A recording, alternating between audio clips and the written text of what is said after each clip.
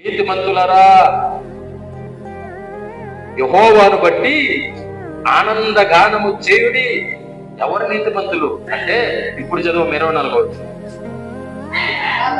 కాబట్టి నమ్మువారు, హల్లెలూయా, నమ్మువారు ఆయన కృప చేతనే క్రీస్తు యేసునందని విమోచనము ద్వారా ఉచితముగా, ఎక్కడంట ఉచితముగా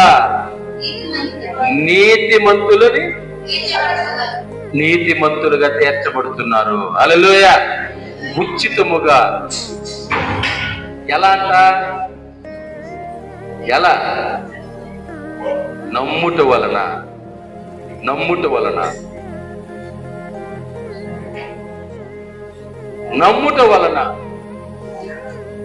నమ్మితే చాలంట. ఏమి నమ్మాలా? యేసుక్రీస్తు ప్రభు అని నమ్మాలా. హల్లెలూయా. ఏమి నమ్మాలా? యేసుక్రీస్తు మన రక్షకుడని నమ్మాలా. హల్లెలూయా. ఏమి నమ్మాలా? యేసుక్రీస్తు సర్వశక్తి కలిగిన దేవుడని నమ్మాలా.